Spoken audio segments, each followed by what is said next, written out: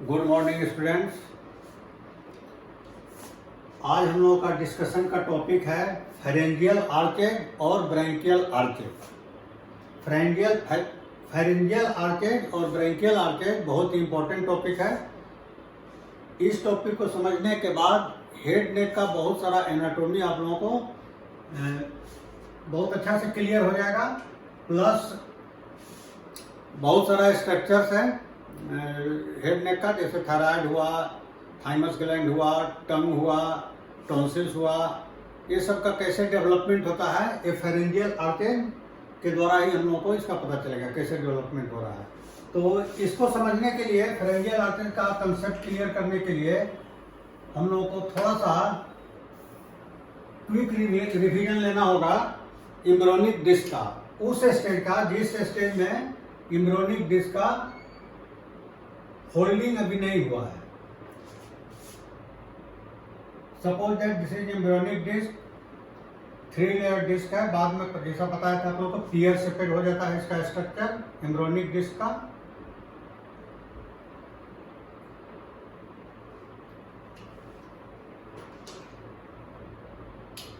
बस याद करते जाइए जो आप लोग पढ़े हैं। ये यहाँ प्रोकोडल प्लेट है, बताने की आवश्यकता नहीं है। प्रोकोडल प्लेट की जगह पर एपीब्लास्ट हाइपोब्लास्ट दोनों कांटेक्ट में रहता है एक दूसरे के। प्रोकोडल प्लेट के कॉर्डल एरिया से नोटोकॉर्ड का डेवलपमेंट होता है। नोटोकॉर्ड के जस्ट पीछे प्राइमिटिव स्टिक है और प्राइमिटिव स्टिक के पीछे क्लोएकल मेम्ब्रेन है। यहां भी एपीब्लास्ट और हाइपोब्लास्ट दोनों एक दूसरे के कांटेक्ट में है। नोटोकॉर्ड के जस्ट लैटरल पाराएक्सियल मेसोडर्म है, जहां सोमाइट का और आगे में सोमाइटोमियर का डेवलपमेंट होता है। पाराएक्सियल मेसोडर्म के जस्ट लैटरल इंटरमीडिएट मेसोडर्म है, intermediate mesoderm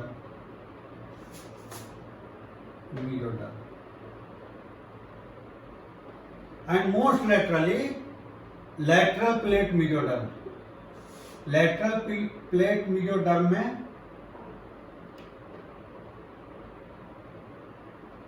intraembryonic coelom, this is intraembryonic coelom, ये intraembryonic coelom. Intraembryonic coelom प्रोकोडल plate के आगे एक दूसरे से पूरा कंटिन्यूएशन में है। Left and right intraembryonic coelom पूरा कॉन्टैक्ट में है, कंटिन्यूएशन में है। और मोस्ट एंटेरियर एरिया, जो इंट्राएम्ब्रियोनिक सीलोम का जो मोस्ट एंटेरियर वॉल है, इसको हम लोग बोलते हैं सेप्टम ट्रांसवर्सम। बहुत ही इंपॉर्टेंट स्ट्रक्चर है, इसको याद रखना है। सेप्टम ट्रांसवर्सम।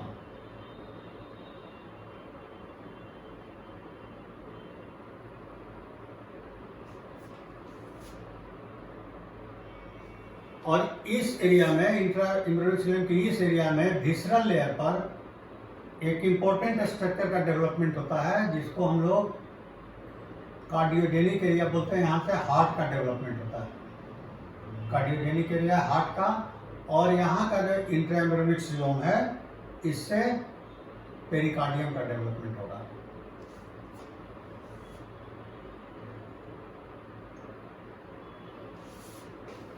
जैसा कि बताए थे,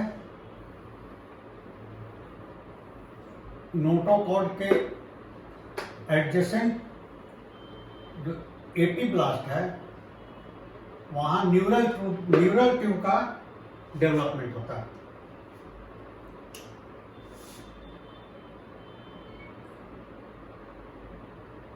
न्यूरल ट्यूब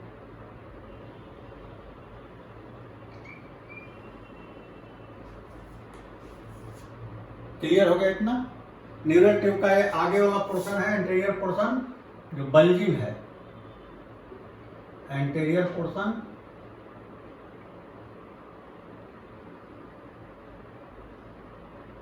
और पीछे वाला पोर्शन ट्यूबुलर स्टेज में, ट्यूबुलर है। ये जो बल्जिंग एरिया है इसका न्यूरल ट्यूब का एंटीरियर पोर्शन, उससे ब्रेन डेवलप करता है। क्या डेवलप करेगा? ब्रेन। और ट्यूबुलर पार्ट से spinal cord.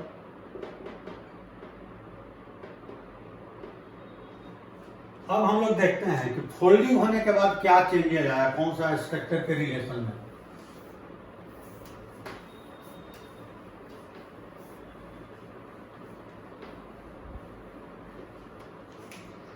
After folding of embryonic disc,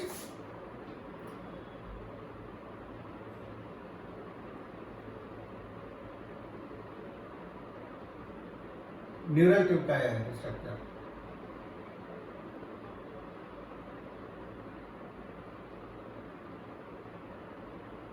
और मोस्ट एंटीरियर पार्ट था सेप्टम ट्रांसवर्सन, वो एंटीरियर फोल्डिंग होने के बाद वेंट्रल एरिया में इस तरह से आ गया है, पोस्टीरियर टू कार्डियोजेनिक एरिया। और ये कार्डियोजेनिक एरिया है जहां हार्ट का डेवलपमेंट हो रहा है इसके रूप में। फोल्डिंग के बाद विसरल लेयर रूप में आ जाता है। इसको थोड़ा ध्यान से किताब से पढ़ करके आप लोगों को कंफर्म कर लेना है।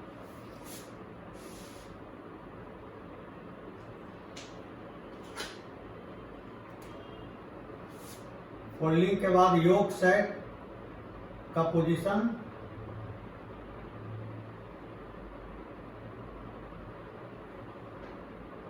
बताए थे पहले, इंट्रैप हो जाता है एम्ब्रियोनिक डिस्क में, तो योक सैक का पोजीशन इस तरह से हो गया। यह है प्राइमिटिव फोरगट, प्राइमिटिव फोरगट। और ये प्राइमिटिव मिड गट जो सामने है अम्बिलिकल वेजिकल के, और ये प्राइमिटिव हाइंड गट। सब याद कर लेना। ये एरिया इंपॉर्टेंट है, यही प्रोकॉर्डल प्लेट का एरिया। यहां पर एक्टोडर्म और इधर एंडोडर्म दोनों कांटेक्ट में है। यहां एक कप शेपेड स्ट्रक्चर बन जाता है इस तरह से, ऐसे। इसको हम लोग स्टोमेटोडियम बोलते हैं। और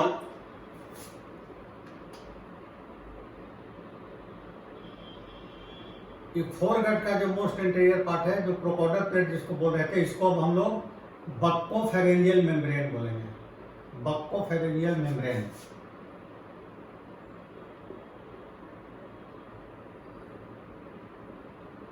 बक्कोफेरेंजियल मेम्ब्रेन। ये जब ब्रेक करेगा तो इसका कम्युनिकेशन, फोरगट का कम्युनिकेशन कहां से हो जाएगा? एक्सटीरियर से हो जाएगा। और ये स्टोमेटेडियम जो बताते हैं फ्यूचर माउथ है। इसी तरह से पीछे में क्लोइकल मेम्ब्रेन का पोजीशन अब वेंट्रल साइड में हो गया इस तरह से। ये जब ब्रेक करेगा तो एनस का फॉर्मेशन होगा, एनस का। अब हम लोगों का जो आज टॉपिक है उस पर आते हैं। यहां पर फोरगट का ये एंटीरियर पार्ट है, फोरगट का ये एंटीरियर पार्ट है। यहाँ है बक्कोफेरेंजियल मेम्ब्रेन और ये स्टोमेटेडियम हो गया।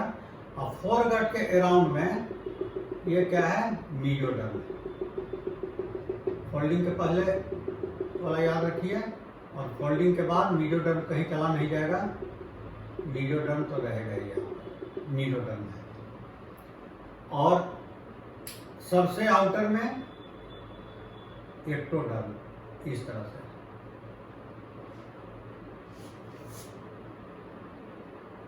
3 डायमेंशनल सोचना है इसको। फिगर है 2 डायमेंशनल, लेकिन सोचना है 3 dimensional.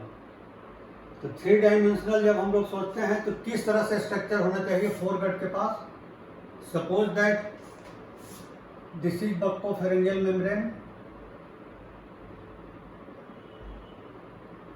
And this is anterior part of foregut, foregut का मोस्ट इंटीरियर पार्ट। इसके जस्ट लेटरल क्या रहेगा, मीडियोडर्म। इंट्राइम्ब्रियोनिक मीडियोडर्म को हम मीडियोडर्म भी बोल रहे हैं, कारण कि यही एक्चुअल मीडियोडर्म है। और आउटसाइड मीडियोडर्म के आउटसाइड क्या रहेगा, एक्टोडर्म। अब एपिब्लास्ट नहीं बोल करके हम लोग एक्टोडर्म बोलते हैं। ये हो गया endoderm, anterior part of gut, endoderm. ये हो गया मीडियोडर्म। ये सब का कंसेप्ट क्लियर होगा तभी समझ में आएगा फेरेंजियल आर्टरी, नहीं तो नहीं समझ में आएगा। और ये हो गया एक्टोडर्म।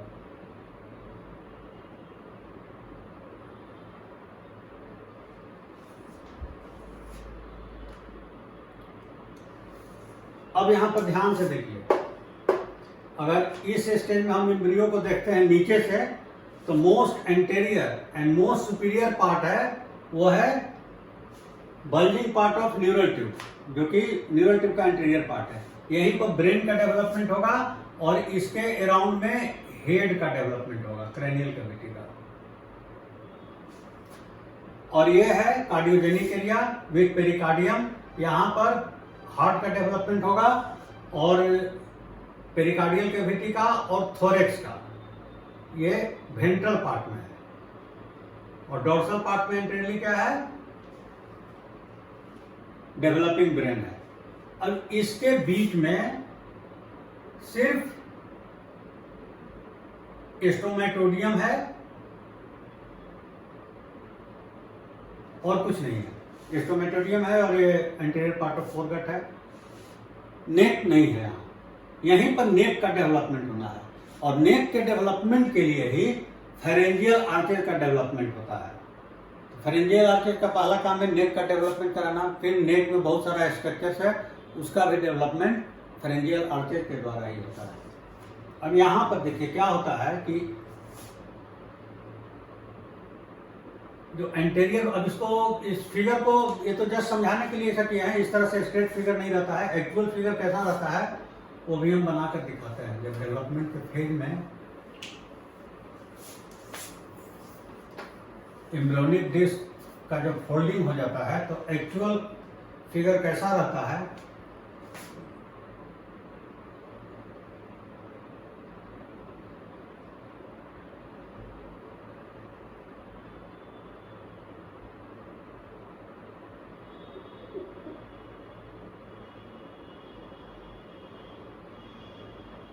डेवलपिंग ब्रेन है ये,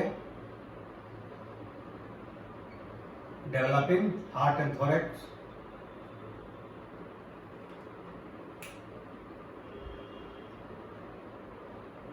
दिस इज फोरगट,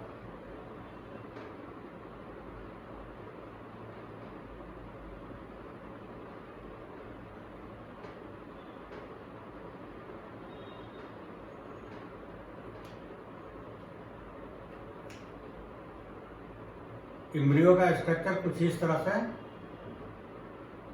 मिलेगा। कोलोइकल मेम्ब्रेन यहाँ,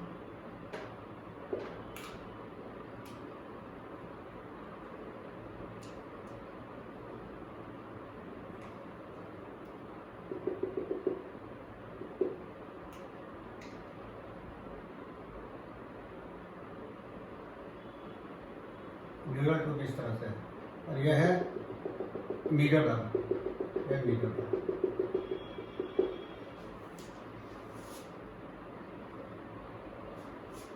यहां पर कंसंट्रेट कीजिए। यहां पर anterior part of foregut, anterior part of foregut के लेटरली जो मीडियोडर्म है, सपोज देखिए मीडियोडर्म, इसमें थिकनिंग स्टार्ट हो जाता है।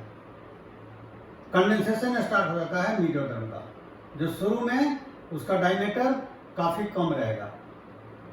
इस तरह से 1 2 3 4 5 6 इस तरह से थिकनिंग स्टार्ट हो जाएगा।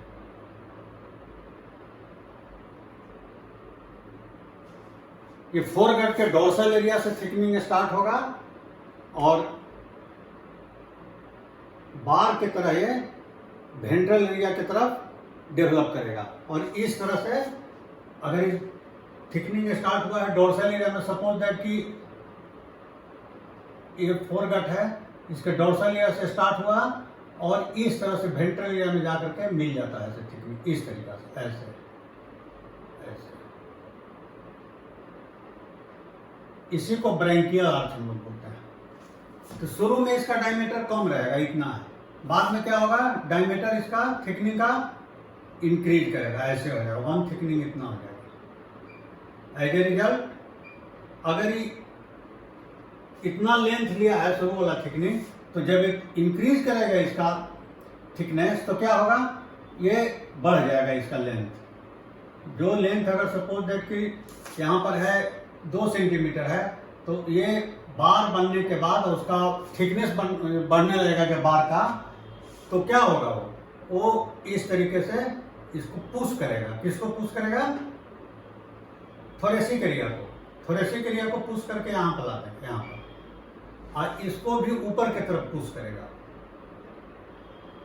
किसको, डेवलपिंग ब्रेन को। अब डेवलपिंग ब्रेन जो है तो इस तरह से आ गया है और ये थिकनेस इसका बार का बढ़ने के चलते स्टोमेटेडियम यहाँ रह गया ऐसे, और यहाँ इस तरह से बार बन गया। अब नेक का डेवलपमेंट स्टार्ट हो गया, बार के थिकनेस बढ़ने के चलते। अब हम लोग आगे फिगर बनाते हैं दूसरा, तब और समझ में आएगा। थोड़ा सा उसको सिंप्लीफाई करते हैं इसको समझाने के लिए।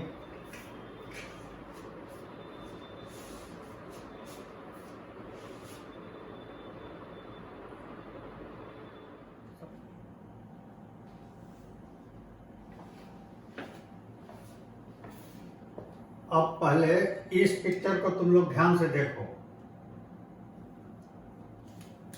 ये है एंटीरियर पार्ट ऑफ, ये है बक्कोफेरेंजियल मेम्ब्रेन और ये है एंटीरियर पार्ट ऑफ फोरगट। इसके जस्ट एडजेसेंट मीडियोडर्म है और ये है एक्टोडर्म।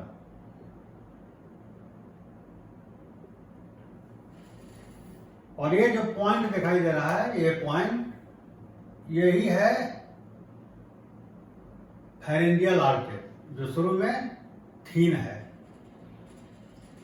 और जब इसका थिकनेस बढ़ने लगता है फेरेंजियल आर्टेरी का, तो देखो क्या इफेक्ट होता है। फेरेंजियल आर्टेरी के थिकनेस बढ़ने की वजह से फोरगट का एंटीरियर पार्ट का लेंथ इतना बढ़ गया है। और एक और इफेक्ट हुआ है इसके चलते, इसके थिकनेस बढ़ने के चलते। एक्टोडर्मल साइड में देखो, यहाँ ग्रूव नजर आ रहा है 2 फेरेंजियल आर्टरी के बीच में। ये ग्रूव सैलो ग्रूव है, बहुत डीप नहीं है। इसको हम लोग बोलते हैं एक्टोडर्मल क्लेफ्ट। एक्टोडर्मल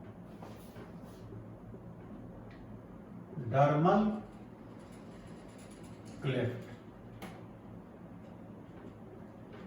और यहां एक और चीज ध्यान देखो, ध्यान से देखो, 1 2 3 4 यहां 6 है, इसलिए कि 5th नंबर का जो फेरेंजियल आर्च है वो डिसअपियर कर देता है और बच जाता है 1 2 3 4 एंड 6 नंबर फेरेंजियल आर्टरी। हम लोग first pharyngeal arch, second pharyngeal arch, इसके बीच का जो है वो फर्स्ट एक्टोडर्मल क्लेफ्ट हम लोग बोलेंगे, और सेकंड और थर्ड के बीच में है वो हो गया सेकंड एक्टोडर्मल क्लेफ्ट। इसी तरह से थर्ड एंड फोर्थ के बीच में है उसको बोलेंगे थर्ड, और फोर्थ एंड सिक्स के बीच में इसको बोलेंगे फोर्थ।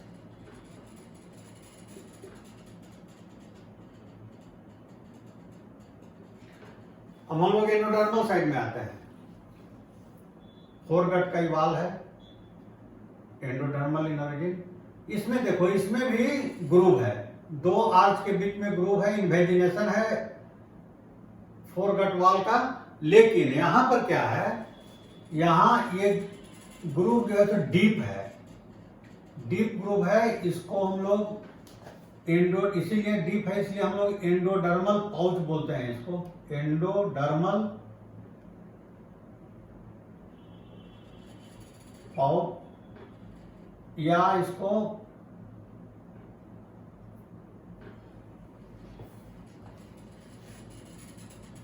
फेरेंजियल पाउच भी बोलते हैं, एंडोडर्मल पाउच और फेरेंजियल पाउच। अब आगे का डेवलपमेंट कैसे कैसे होगा, इसको तीन चीज को हम लोग को ध्यान में रख कर चलना है। एक्टोडर्मल क्लेफ्ट, फेरेंजियल पाउच और एंडोडर्मल पाउच, और फेरेंजियल आर्चेज। ये मीजोडर्मल है, ये एक्टोडर्मल ओरिजिन है, और एंडोडर्मल पाउच जो है एंडोडर्मल ओरिजिन है। नेक्स्ट क्लास में हम लोग पूरा डिटेल में इसका आगे का डेवलपमेंट पढ़ेंगे, लेकिन